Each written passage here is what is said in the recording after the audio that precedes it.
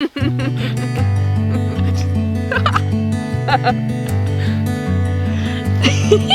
guys are so cute together.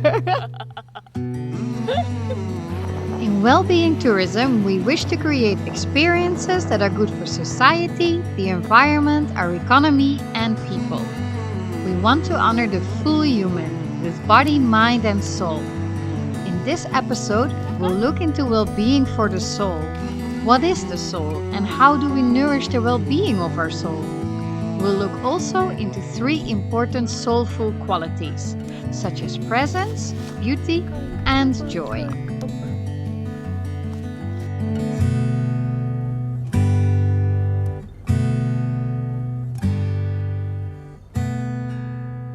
Soulful meetings and soulful experiences are at the heart of Wellbeing Tourism. The meeting between the host and the visitor, it's one of the core values in tourism. It's the essence.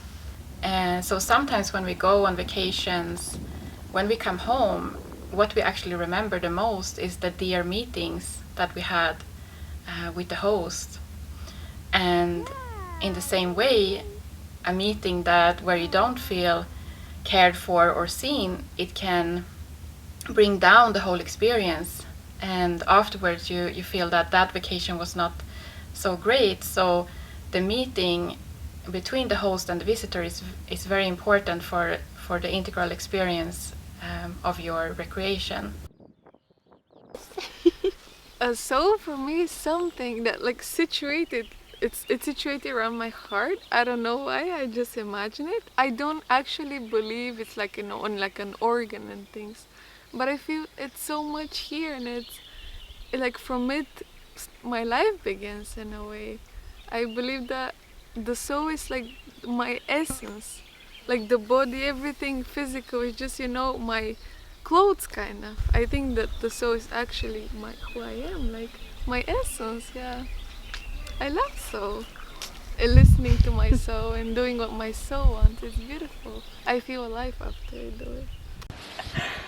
Oh, there's the face movement. Yeah, a cat to me is like a good definition of a soul. It's just there. It's just that. Yeah, I think the soul doesn't expect anything. So when I'm asked what is soul to you, it's like nameless. You cannot name it. It's just soul, and it doesn't need energy to exist. Like Elton just doesn't need anything. It doesn't need anything more, but besides just showering himself, maybe a little bit, but like just being there. It's a lot easier to connect to my soul when I'm surrounded by nature, I would say. Probably the moments when I manage to kind of say stop and step out of my conditions and my usual, routines and the craziness of life, kind of. Just try to be present, try to be aware of what is happening around me, which is in fact not so difficult, but we kind of also it's also something that we never really learned to do. Just a month ago I got the insight. I realized it's really not that difficult. And then when it happens, it feels so easy and so true, so natural. Movement or dancing, especially, this is the point for me where actually the mind gives over to the soul. Like everything that is on me like a burden sometimes, I can easily let go, and then I feel deeply connected with my soul.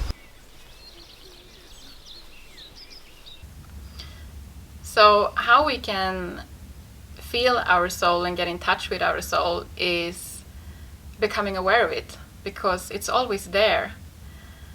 It's our essence. So if we can go beyond our excessive thinking, we can sense our soul.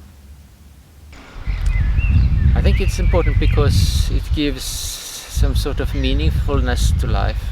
And that's something that we have seen also in our research, that meaningfulness is extremely important for satisfaction in working life and in life in general, and also for health. So meaningfulness is extremely important, that you feel that your life has a meaning, and it's often connected to the soul, that you feel that there is something that is worth living for, and doing some good in the world.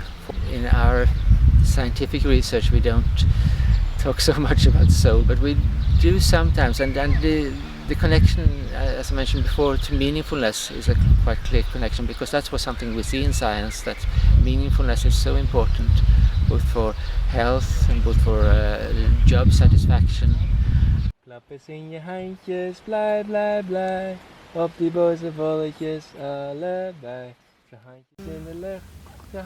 And some experiences that we have are so impactful that we automatically are put in a state where we are transcending the mind and we get aware of our soul.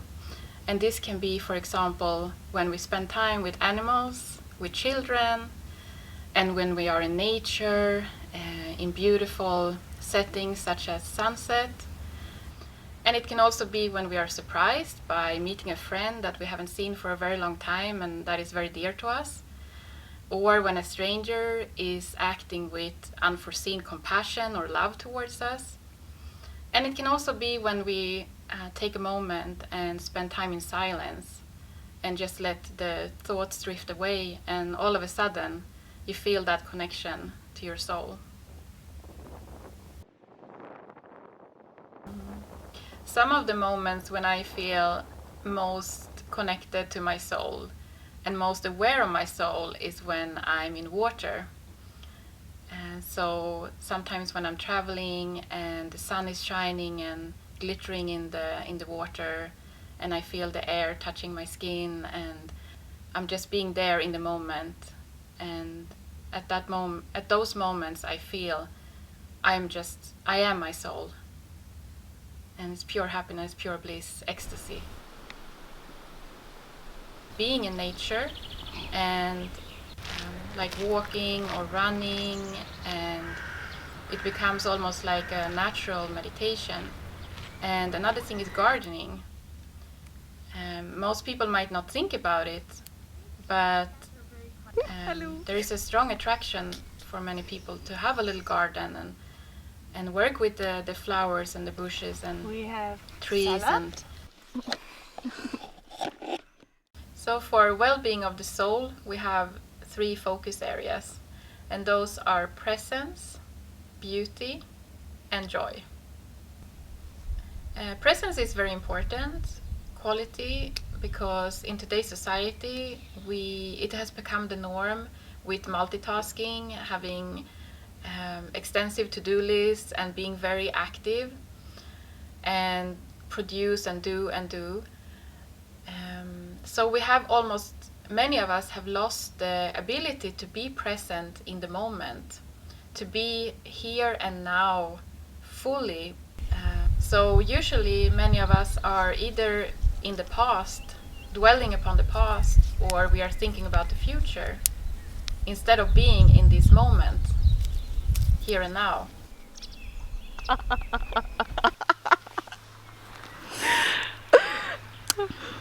I think laughter also nourishes the soul, no? Yeah, definitely. Definitely. Should I look at the camera? Well, joy is an essential part of life, and it's important for us to connect with our joy. And when we feel joyful, we're also more creative and playful. Well, this is dandelions, the flowers. And we have my favorite wild peas, something violets, and this I don't remember, but it's so cute. Beauty is one of the focus areas for well-being of the soul, because beauty is something that can bring us into connection with our soul. And beauty has been tremendously important throughout history, and we can see this in the amount of resources that have been invested in, for example, beautiful buildings, both internally and externally, and huge pieces of artwork, where a lot of attention and detail has been put into the work. I think you have to, I think that they also connect together quite a lot, because you need to be present to really experience the beauty. Often if you're too stressed up, then you just don't experience what you see around you, because there is a lot of beauty, of course, everywhere. I mean, everything is beautiful in its spaces, and of course today it's very easy to see the beauty in everything, but actually the beauty, there's this saying, you know, the beauty is in the eye of the beholder. It's very much what we see. The beauty is very much coming from ourselves, from what we see. If we are relaxed and we're happy, then what we see is beautiful, because there is a really beauty in basically everything. You can see beauty in basically everything. And I think you can say that you can beautify anything by putting more care and attention into the creation of it. And then you can also feel that, for example, from a good soup or another dish that someone cooked for you. If it's cooked with care, it is also more beautiful and also emanating love, for example. When you have like a good plate of good food, and it's like food for the soul, baby. Like, why did people mean this like a word, you know, a phrase? It's true how, you know, you feel all the presence, like the warmth come, like spreading from here, like up to like your fingertips and the tip of your head, and it's everywhere. And it like really, it wasn't just food for your stomach, it was for your whole true essence. And it cannot only be, you know, like felt through food, it can be through like a view, like look at that tree, like my soul is like, yo, this is so beautiful. It's so much more than just one aspect. Maybe the whole life around us can feel our souls. We just haven't learned, like you said, to like be close in connection with it.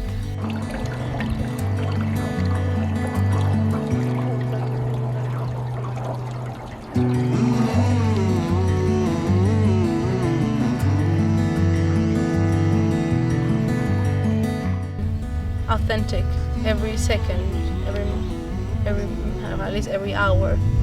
Like I have reminders every hour. Stay open, stay there, be like a force of nature. Like I really do have reminders in my phone of that. To just remain without judgment, just remain observant. And that connects me to my soul.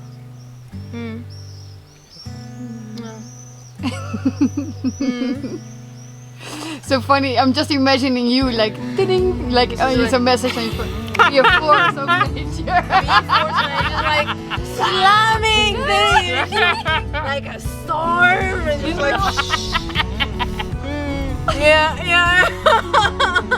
That would be fun. Be like a tsunami, alright. Just destroy the whole